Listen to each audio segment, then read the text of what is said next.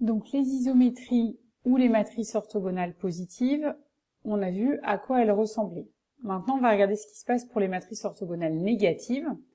Donc on prend un réel θ et on s'intéresse à la matrice Sθ, c'est-à-dire cette matrice-là.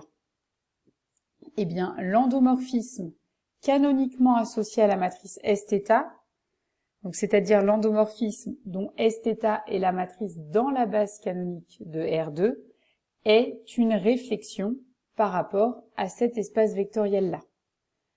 Réflexion, je vous rappelle, ça veut dire symétrie orthogonale par rapport à un espace de dimension 1 de moins que la dimension de l'espace dans lequel on travaille. Donc là, comme on travaille dans un espace de dimension 2, en l'occurrence R2, ici vous avez bien un hyperplan, puisque c'est de dimension 1. Donc, en fait, ce qu'il y a à démontrer, c'est que Sθ est la matrice d'une symétrie orthogonale. Donc pour démontrer symétrie orthogonale, il va falloir qu'on démontre le côté symétrie, et puis le fait que ce soit une symétrie orthogonale. Donc, premièrement, on note petit s l'endomorphisme associé à Sθ. Puisque Sθ est une matrice orthogonale, on sait que S est une isométrie vectorielle. Donc déjà, ça c'est sûr.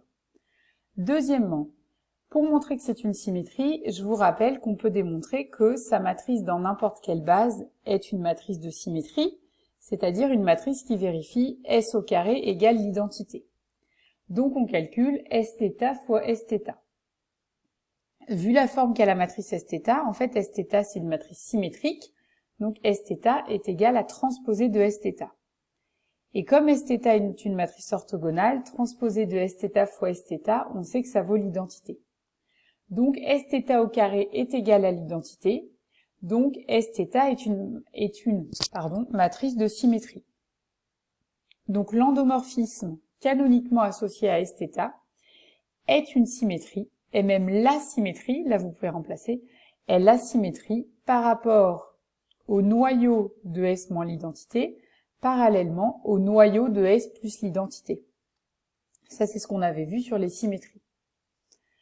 Maintenant, on veut montrer que c'est une symétrie orthogonale, donc on doit montrer que l'ensemble par rapport auquel on fait la symétrie est perpendiculaire à celui parallèlement auquel on fait la symétrie.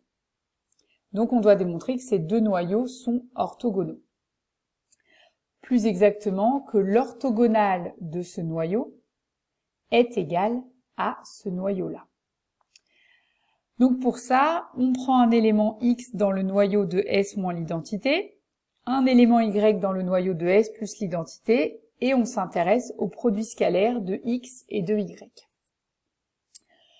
Le produit scalaire entre x et y, puisque S est une isométrie vectorielle, c'est la même chose que le produit scalaire entre S de x et S de y.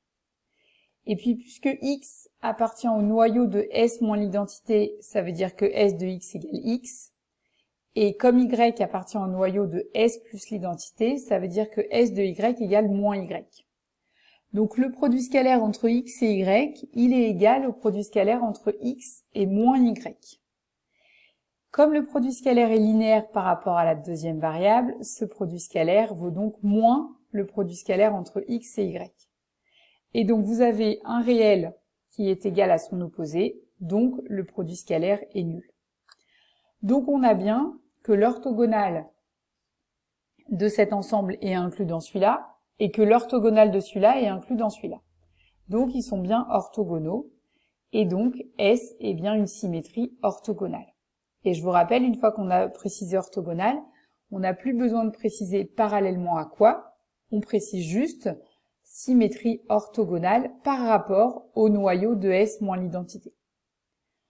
Donc on a presque terminé, ce qui nous reste à démontrer, c'est que le noyau de S moins l'identité, c'est bien cet ensemble-là. Donc c'est ce qu'on va faire maintenant. On veut montrer que le noyau de S moins l'identité est égal à cet espace vectoriel. Alors tout d'abord, ils ont la même dimension. Ici, c'est bien un espace vectoriel de dimension 1. Ici, comme on travaille dans un espace vectoriel de dimension 2, le noyau, il est soit de dimension 0, soit de dimension 1, soit de dimension 2. Il peut pas être de dimension 0, parce que sinon, eh bien, ça veut dire que S n'est pas une symétrie, et il peut pas non plus être de dimension 2, donc en fait, ce noyau est de dimension 1. Donc on va démontrer qu'une seule des deux inclusions. Et le plus simple, c'est quand même de prendre un élément qui est dans cet ensemble, parce qu'on sait à quoi il ressemble, et en plus démontrer qu'un élément appartient à un noyau, c'est facile à faire. Donc on prend x qui appartient à un vecteur de cos θ sur 2 sin θ sur 2. Ce qui veut dire que le vecteur x, ses coordonnées, x, c'est un vecteur de R2 qui est de cette forme-là. Il est proportionnel à cos θ sur 2 sin θ sur 2. Et puis, on veut qu'il soit dans le noyau de S moins l'identité, donc on doit calculer S de x et montrer que c'est égal à x. Alors, je vous rappelle que quitte à se placer dans une base orthonormée, les coordonnées de S de x sont obtenues en faisant la matrice de S fois les coordonnées de x. Donc, on calcule directement Sθ fois x, on fait le produit matriciel et on obtient le vecteur x. Donc, petit s de x est égal à x, et donc x appartient bien au noyau de S moins l'identité. Donc, on a que l'espace vectoriel ici est inclus dans celui-là. Puisqu'on a égalité des dimensions, on a même l'égalité des ensembles. Donc, S est bien une symétrie orthogonale par rapport à un espace de dimension 1, donc c'est bien une réflexion par rapport à cet espace vectoriel-là.